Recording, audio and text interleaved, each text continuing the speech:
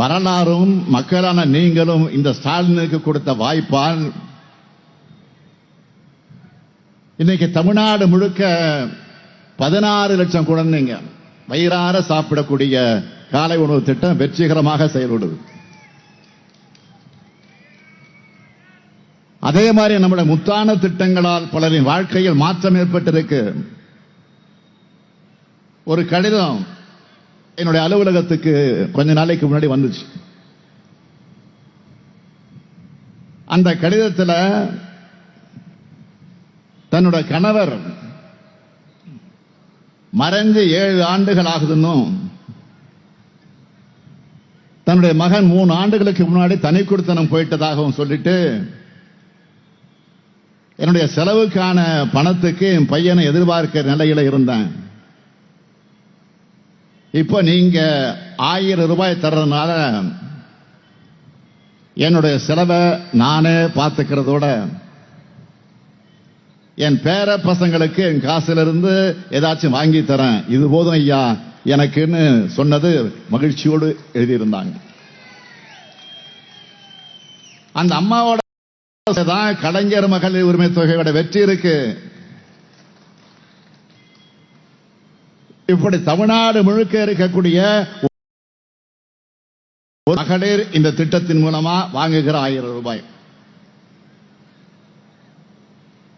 எங்க அண்ணன் ஸ்டாலின் தர தாய் வீட்டு சீர்னு உரிமையோடும் மகிழ்ச்சியோடும் சொல்றாங்க. கலைஞர் மகளிர் உரிமை திட்டம் மாதிரியே மகளிர் பேருந்துல இலவசமா பயணம் செய்ய விடியல் பயண திட்டம். கல்லூரிக்கு செல்லக்கூடிய மாணவிகளுக்கு மாதம் 1000 ரூபாய் வழங்கக்கூடிய புதுமை பெண் திட்டம். மாணவர்களுக்கு 1000 ரூபாய் வழங்க போகக்கூடிய தமிழ் புதல்வன் திட்டம். இளைஞர்களுக்கு வேலைவாய்ப்பு வழங்கும் நான் முதல்வன் திட்டம். நாள்தோறும் பல்வேறு திட்டங்களை நிறைவேற்றி மக்களுக்கான அரசா திமுக ஆட்சி செயல்பட்டு வருது. நம்ம சாதனைகள் மாதிரியே இந்தியா கூட்டணி ஆட்சி ஒன்றியத்தில் அமைஞ்சதும் சாதனைகளாக மாறப்போற வாக்குறுதிகளை தேர்தல் அறிக்கையில சொல்லி இருக்கிறோம். அதுல சிலவற்றை மட்டும் குறிப்பா சுருக்கமா சொல்ல விரும்புறேன். 10 ஆண்டு காலமாக சாமானிய மக்கள் எவ்வளவு கஷ்டப்படுவாங்கன்னு கொஞ்சமும் நினைச்சு பார்க்காம மக்கள் விரோத பாஜக அரசால் தொடர்ந்து உயர்த்தப்பட்ட பெட்ரோல், டீசல், கேஸ் விலை குறைக்கப்படும். சிறுபான்மையின மக்களுக்கு எதிரான சட்டங்கள் ரத்து செய்யப்படும். தொழிலாளர் விரோத சட்டங்கள் மறுசீரமைப்பு செய்யப்படும். ஜிஎஸ்டி சட்டத்தில் சீர்திருத்தம் செய்யப்படும். விவசாயிகள் கூட்டுறவு அமைப்புகளையும் வங்கிகளையும் வாங்கியிருக்கக்கூடிய கடனும் வட்டியும் தள்ளுபடி செய்யப்படும். உழவர்களுடைய வேளாண் விளைபொருட்களுக்கு மொத்த உற்பத்தி செலவுடன் 50 விழுக்காடு என்பதை வலியுறுத்தி குறைந்தபட்ச விலை நிர்ணயம் செய்யப்படும். தேசிய நெடுஞ்சாலைகள் இருக்கக்கூடிய சுங்க சாவடிகள் முற்றிலுமாக அகற்றப்படும். மகாத்மா காந்தி தேசிய ஊரக வேலை உறுதி வாய்ப்பு திட்டம். வேலை நாட்கள் 100 150 நாட்களாகவும் ஊதியம் 400 ரூபாயாகவும் உயர்த்தப்படும். மாணவருடைய கல்வி கடன் முற்றிலுமாக தள்ளுபடி செய்யப்படும். வங்கிகளில் மினிமம் பேலன்ஸ் இல்லாதப்போ விதிக்கப்படக்கூடிய அபராதம் நீக்கப்படும். மூத்த குடிமக்கள், மாற்றுத்திறனாளிகள், 3ஆம் பாலினத்தோர் மற்றும் மாணவர்களுக்கு ரயில்வே துறையில் வழங்கப்பட்டு வந்த கட்டண சலுகை மீண்டும் நடைமுறைக்கு கொண்டு வரப்படும்.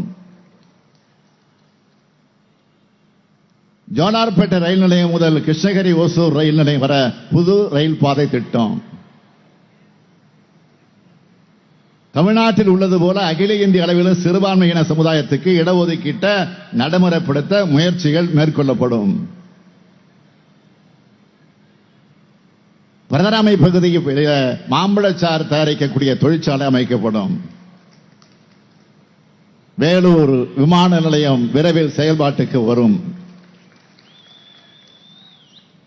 ஆற்காடு பகுதியில் அரசு கலைக்கல்லூரி அல்லது தொழில்நுட்ப கல்லூரி அமைக்கப்படும். விளாப்பாக்கம் பேரூரில் கூட்டுறவு வங்கி அமைக்கப்படும். சேந்தமங்கலத்தில் ரயில் நிலையம் அமைக்கப்படும். நெமிலி ஊராட்சியில் கூட்டு குடிநீர் திட்டம், நகரி முதல் திண்டிவனம் வரை ரயில் பாதை அமைக்கும் பணிகள் விரைந்து முடிக்கப்படும். இது எல்லாத்துக்கும் மேல முக்கியமா சாதிவாரி கணக்கெடுப்பும் வறுமை கோட்டு கீழே உள்ள மிகுந்த மக்கள் குறித்த கணக்கெடுப்பும் 5 ஆண்டுகளுக்கு ஒரு முறை ஒரே நேரத்தில் ஒன்றிய அரசால் எடுக்கப்படும். இப்படி பல்வேறு வாக்குறுதிகள் இருக்கு. சிறுபான்மை மக்களுடைய உண்மையான காவலனா எப்போது திமுக தான் இருக்கு. இஸ்லாமிய மக்களுக்கும் திமுகவுக்குமான உறவுங்கிறது இன்னைக்கு நேத்துக்கு ஏற்பட்டதல்ல. பேரறிஞர் அண்ணாவிட முத்தமிழறிஞர் கலைஞரை இணைச்சது திருவாரூரில் நடந்த மிலாது நபி விழாதான். தலைவர் கலைஞருக்கு உற்ற பள்ளி தோழர் ஹசன் அப்துல் காதர் முரசொலிய முதலில் அச்சிட்டு கொடுத்தவர் கருணை ஜமால். கருணை திரைத்துறை ஆள அடித்தளமிட்டவர் கவிஞர் காமு ஷெரீப். இன்னைக்கும் கழக உடன்பிறப்புகளின் உணர்ச்சிகிதமாக இருக்கக்கூடிய கள்ளக்குடி கொண்ட கருணாநிதி வாழ்கவே என்று பாடலை தந்தவர் நாம் பெரிதும் மதிக்கக்கூடிய நாகூர் அனிவா அவர்கள்.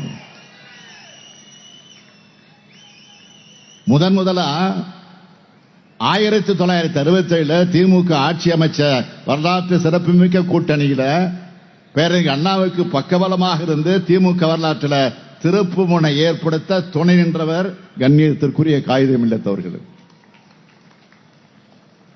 அந்த உறவின் அடையாளமாகத்தான் சிறுபான்மையின மக்களின் முன்னேற்றத்திற்காக ஆட்சிக்கு வரும்போதெல்லாம் திட்டங்களை அறிவித்து செயல்படுத்துகிறோம். பிற்படுத்தப்பட்டோர் பட்டியலில் சிறுபான்மை மக்களுக்கு 3.5% உள்ஒதுக்கீடு, சிறுபான்மையினர் நலவ ஆணையம், தமிழ்நாடு சிறுபான்மையினர் பொருளாதார மேம்பாட்டுக் கழகம், உருது அகாடமி, தமிழ்நாடு வக்வாரிய நிர்வாக செலவுக்காக தமிழ்நாடு அரசின் சார்பில் நிதி, ஹஜ் மானியம் அதிகரிப்பு, நபிகள் நாயகம் பிறந்த நாள் அரசு விடுமுறையாக அறிவிப்பு, சிறுபான்மையினர் நல இயக்கம்,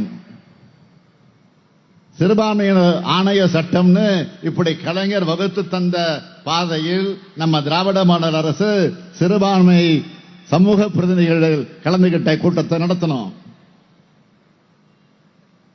அதில் அவங்களுடைய கோரிக்கைகளை நிறைவேற்றி அறிவிப்புகளை நான் அப்பவே வெளியிட்டேன்.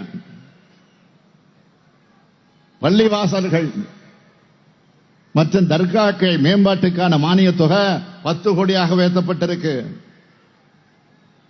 வக்ஃப் சொத்துக்கள் சர்வே செய்வதற்காக 2 கோடி ரூபாய் அரசு நிதி, கல்லறை தோட்டம் மற்றும் கபரிஸ்தான்களுக்கு புதிதாக சுற்றுச்சுவர் மற்றும் பாதை அமைக்க நிதி, தமிழ்நாடு சிறுபான்மையினர் பொருளாதார மேம்பாட்டுக் கழகம் மூலம் 9617 சிறுபான்மையினர் மக்களுக்கு 62 கோடி ரூபாய் கடன். அதுல முக்கியமா சொல்லணும்னா மெட்ரிக் கல்விக்கு முந்தைய கல்வி உதவி தொகையை ஒன்றிய அரசு நிறுத்தி இருந்துச்சு. அதை வழங்கணும்னு 2022ஆம் ஆண்டு டிசம்பர் மாதம் நான் பிரதமர் மோடிக்கு கடிதம் எழுதினேன். வழக்கம் போல தமிழ்நாட்டிலிருந்து வந்த கடிதம் என்ற காரணத்தால் அவர் அதை கவனிக்கல. அதனால அந்த கூட்டத்திலே நான் அறிவித்தேன், நிறுத்தப்பட்டிருந்த அந்த கல்வி உதவி தொகையை இனிமே தமிழ்நாடு அரசே வழங்கும் என்று அறிவித்தேன். அந்த உதவித்தொகை தமிழ்நாடு அரசு உதவியோடு வக்வாரியங்கள் மூலமாக முஸ்லிம் மாணவர்களுக்கு வழங்கப்படுது. அதேபோல சிறுபான்மையினர் கல்வி நிறுவனங்களுக்கு வாழ்நாள் அங்கீகாரம் வழங்கப்பட வேண்டும் என்ற நீண்ட நாள் கோரிக்கை ஏற்று மாநில அரசால் கல்வி நிறுவனங்களுக்கு நிதி வழங்கப்படுகிறது. இப்படி எண்ணற்ற சாதனைகளை சிறுபான்மையினர் மக்களுக்கு செய்து கொடுக்கும் செய்ய போகும் அரசுதான் நம்முடைய திராவிட மாடல் அரசு. செய்திகளை உடனுக்குடனும் துல்லியமாகவும் தெரிந்து கொள்ள சப்ஸ்கிரைப் பண்ணுங்க.